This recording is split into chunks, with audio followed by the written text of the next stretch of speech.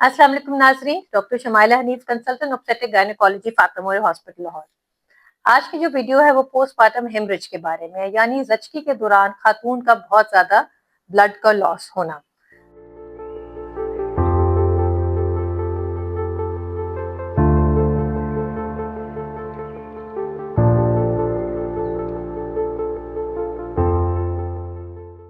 अगर ये लॉस या जो ब्लड लॉस खातून का जाया हुआ है, बर वक्त इसकी डायग्नोसिस ना हो या बर वक्त इसकी ट्रीटमेंट ना हो, तो इन खातून के लिए जान लेवा भी साबित हो सकता है। और ये बहुत इंपॉर्टेंट फैक्टर है, ये बहुत इंपॉर्टेंट चीज है कि इसकी डायग्नोसिस टाइमली होनी चाहिए ताकि टाइमली ट्रीटमेंट भी हो सके। हमारे मुल्क में पीपीएच यानी कि ब्लड लॉस जचकी के दौरान एक बहुत ही इम्पोर्टेंट कॉज है मेटर्नल मोर्टेलिटी, यानी कि खातून की जान जाया भी हो जाती है क्योंकि उनको टाइमली ट्रीटमेंट, मेडिकल अटेंशन नहीं मिलती, टाइमली ट्रीटमेंट नहीं मिलती। तो इसलिए आज हम इसके बारे में बात करेंगे कि ये क्या चीज होती है और किन केसेस में पीपीएच होने का चांस ज्यादा होता है। अगर इसकी मेडिकल डेफिनेशन हम लें तो blood loss more than 1 litre at time of child birth, बेशक वो नॉर्मल डिलीवरी हो या कि सजेरियन सेक्शन हो, अगर 1 लीटर से ज्यादा खून खातून का जाया हो गया तो उसको हम पोस्टमार्टम हेमरेज या पीपीएच कहते हैं।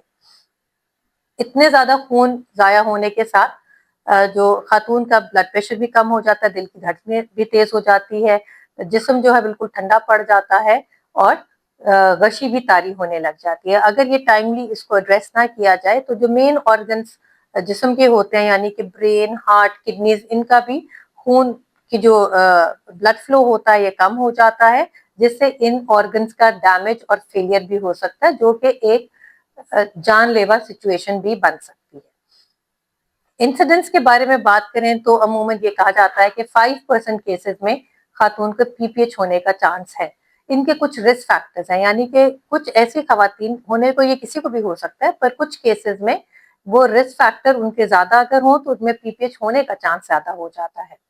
जैसे कि अगर खातून की नंबर ऑफ डिलीवरीज 5 से ज्यादा प्रीवियस हैं, उनके चांसेस ऑफ पीपीएच होने का चांस ज्यादा है। अगर उनकी पहले ही डिलीवरी से पहले खून की कमी है तो उनका ब्लड लॉस ज्यादा होने का चांस है। अगर उनके बच्चे का साइज बहुत बड़ा है, यूट्रस बहुत ज्यादा खिंचा हुआ है, या बेबी का साइज ज्यादा है, या कि उसके अंदर रसौलियां हैं जैसे कि फाइब्रॉइड, या पानी की मिकदार बहुत ज्यादा है, या कि ट्विन या ट्रिपलेट प्रेगनेंसीज है, इन सब में पीपीएच होने का चांस बहुत ही ज्यादा है। कभी कभी किसी के अंदर क्लॉटिंग डिफेक्ट होता है, या कि उनके प्लेटलेट कम हो जाते हैं, जिसको हम थ्रोम्बोसाइटोपिनिया कहते हैं, या कभी किसी खातून के ब्लड प्रेशर के साथ लिवर इन्वॉल्व हो जाता है, जिसको हेल्प सिंड्रोम कहते हैं, इसमें भी प्लेटलेट कम हो जाते हैं, इनमें भी ब्लड लॉस होने का चांस ज्यादा है। कभी कभी आवल की अपनी ऐसे मसाइल होते हैं जिनमें पीपीएच होने का चांस ज्यादा होता है, यानी कि आवल अपनी डिलीवरी के बाद अपनी दीवार, यूट्रस की दीवार से अलग नहीं हुई,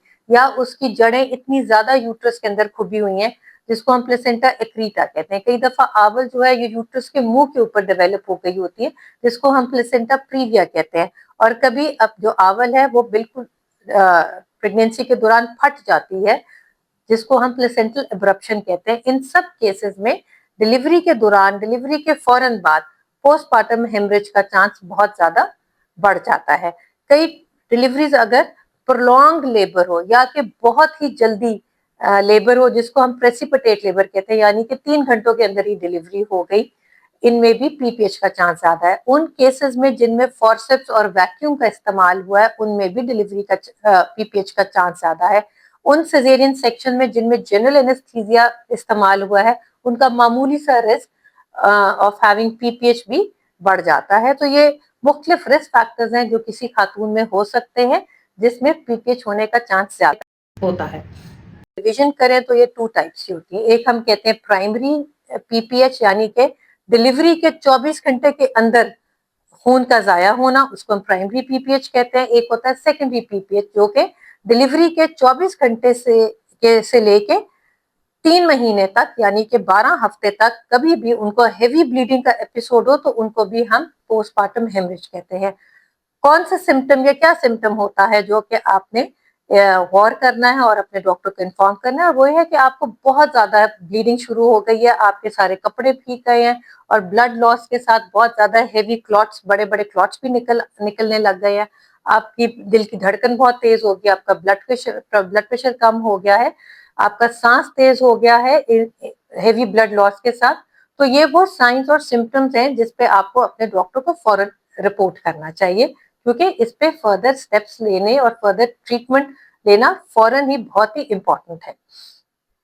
पीपीएच के कॉजेज क्या होते हैं? इसके 4 इंपॉर्टेंट कॉजेज हैं। नंबर 1, यूट्राइन एटोनी। ये ऑलमोस्ट 80% केसेस में यूट्राइन एटोनी वजह होती है पीपीएच। अब यूट्राइन एटोनी को अगर हम समझे तो इसका मतलब ये है कि जब डिलीवरी के बाद आवल अपनी दीवार से अलग होती है तो ऑब्वियसली यूट्रस के अंदर ब्लड वेसल्स होती हैं। उसके बाद जो यूट्रस है वो सिकुड़ने लग जाती है, जिसकी वजह से जो रगें हैं वो भी श्रिंक हो जाती है ताकि खातून का ब्लड ना लॉस करे।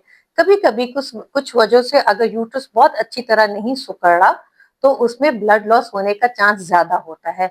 और वो केसेस जिसमें यूट्रस बहुत ज्यादा डिस्टेंड हुआ था, जैसे कि ट्विन प्रेगनेंसी या रसौलियां उसके अंदर ज्यादा हैं, या उस किसी प्रेगनेंसी के साथ पानी की मिकदार बहुत ज्यादा है तो यूट्रस बहुत ज्यादा स्ट्रेच हुआ होता है, जिसमें वो सिकुड़ने की उसकी जो सलाहियत है वो कम हो जाती है। इस वजह से यूट्रस बिल्कुल ढीला थैले की तरह रहता है और ब्लड लॉस बहुत ज्यादा हो जाता है। तो यूट्राइन एटोनी एक बहुत ही इंपॉर्टेंट और मेन रीजन है ऑफ पीपीएच।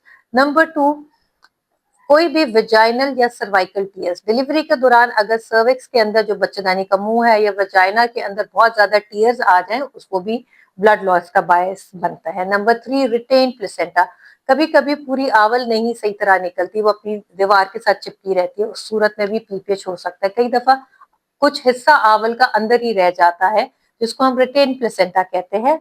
जब भी आपको हेवी ब्लीडिंग हो फर्स्ट 24 आवर्स में या डिलीवरी के 24 आवर्स के बाद बहुत ज्यादा हेवी ब्लीडिंग है, तो आपने फौरन अपने डॉक्टर को इन्फॉर्म करना है, आपने नियर बाय हॉस्पिटल में जाना है। डॉक्टर्स आपका मुआयना करते हैं, आपका पल्स ब्लड प्रेशर लेते हैं, आपका यूट्रस का मुआयना करते हैं कि वो सिकुड़ा हुआ है या नहीं, आपको इंटरनल चेक किया जाता है कि आपके अंदर कोई टीयर्स हैं या नहीं, आपके ब्लड टेस्ट भेजे जाते हैं जिसमें आपका सीबीसी भेजा जाता है आपका हीमोग्लोबिन चेक करने के लिए, प्लेटलेट चेक करने के लिए, साथ में आपका क्लॉटिंग प्रोफाइल भेजा जाता है, साथ में आपका ब्लड अरेंज किया जाता है और आपके लिए अल्ट्रासाउंड भी अर्जेंट अरेंज किया जाता है। अल्ट्रासाउंड से पता चलता है कि कोई यूट्रस के अंदर कोई आवल का पीस अंदर रह तो नहीं गया। तो ये इंपॉर्टेंट इन्वेस्टिगेशन है जो फौरन किए जाते हैं और फिर इनसे हमें गाइडेंस मिलती है कि आपकी ट्रीटमेंट क्या प्लान की जाए। ब्लड तो फौरन अरेंज करना होता है और आपको ब्लड ट्रांसफ्यूजन एडवाइस किए जाते हैं अगर आपका ब्लड लॉस बहुत ही ज्यादा है। साथ में जो स्पेसिफिक ट्रीटमेंट है, आपको आईवी फ्लूइड्स दिए जाते हैं ब्लड के साथ, जैसे यानी कि सफेद खून भी दिया जाता है ताकि जिसमें अंदर क्लॉटिंग फैक्टर्स बहुत ज्यादा है। साथ में आपके डॉक्टर आपके मुआयने के साथ असेस करते हैं कि आपकी क्या वजह है। अगर ये समझा जाए कि आपका यूट्रस सही तरह सिकुड़ नहीं रहा, यूट्राइन एटोनी है, तो यूट्रस का मसाज किया जाता है ताकि वो जो कॉन्ट्रैक्ट कर सके। कई दफा आपके साथ मेडिसिन दी जाती है जिसको हम टॉनिक मेडिसिन कहते हैं, जिससे यूट्रस कॉन्ट्रैक्ट होने लग जाता है। ये मेडिसिन इंजेक्शन फॉर्म में भी हो सकती हैं और टैबलेट फॉर्म में जो आपके जबान के नीचे भी रखी जा सकती हैं या पखाने वाली नाली के अंदर भी रखी जा सकती हैं। अगर अल्ट्रासाउंड से ये पता चले कि आपके अंदर आवल का कोई पीस रह गया तो वो या तो मैनुअली रिमूव किया जाता है या डीएनसी के तौर पे वो रिमूव करना बहुत ही जरूरी है। अगर किसी के क्लॉटिंग डिस्टर्ब है तो ऑब्वियसली क्लॉटिंग फैक्टर्स को रिप्लेस किया जाता है ताकि ब्लीडिंग कंट्रोल हो जाए। कभी कभी इससे भी ज्यादा जो मेथड्स हैं वो यूज किया जाते हैं, यानी कि कभी यूट्रस के अंदर एक बलून इन्फ्लेट किए जाते हैं जो कि प्रेशर देता है यूट्रस की दीवार पे ताकि उसमें जो वेसल्स अगर ब्लीड कर रही हैं वो कंप्रेस हो जाए। कई दफा कोई ऐसे सर्जिकल स्टेप्स लिए जाते हैं जिससे यूट्रस को जाने वाले ब्लड जो है सप्लाई है उसमें कमी की जाए ताकि औरत का खून ज्यादा जाया ना हो।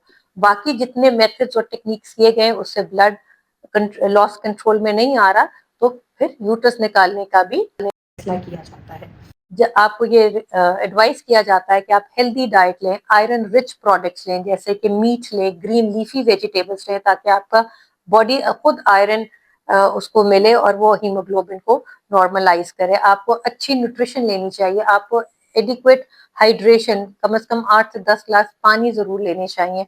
आपको एडिक्वेट रेस्ट भी लेना चाहिए। तो हर एक की रिकवरी वेरी करती है और डिपेंड करता है कि आपके लिए क्या सर्जिकल प्रोसीजर किया जाए। बहुत इंपॉर्टेंट सवाल जो खवातीन करती हैं, अगर उनको एक दफा पोस्टमार्टम हेमरेज हो गया, क्या आइंदा हर डिलीवरी में, हर प्रेगनेंसी में हमारा इसी तरह होकर हमें पोस्टमार्टम हेमरेज होगा? नहीं है कि आपकी हर फॉलोइंग डिलीवरी में कॉम्प्लिकेशन हो। पॉपुलेशन से थोड़ा सा रिस्क ऑफ रिपीट पीपीएच ज्यादा होता है, पर ये लाजमी नहीं है। अगर किसी खातून को जचगी के दौरान पोस्टमार्टम हेमरेज रहा है तो आइंदा प्रेगनेंसी में अपने डॉक्टर को जरूर शुरू में ही इन्फॉर्म करना चाहिए, क्योंकि आपके डॉक्टर आपका रिस्क एवेल्युएशन करते हैं, ये डिटरमिन करते हैं कि आप में क्या रिस्क फैक्टर्स थे जिसकी वजह से आपका ब्लड लॉस ज्यादा हो, ताकि वो प्लान कर सके आइंदा डिलीवरी के दौरान की क्या प्रिवेंटिव मेजर्स उनको लेने चाहिए ताकि आपका आइंदा ब्लड लॉस ना हो। तो ये आज का टॉपिक पोस्टमार्टम हेमरेज के बारे में था।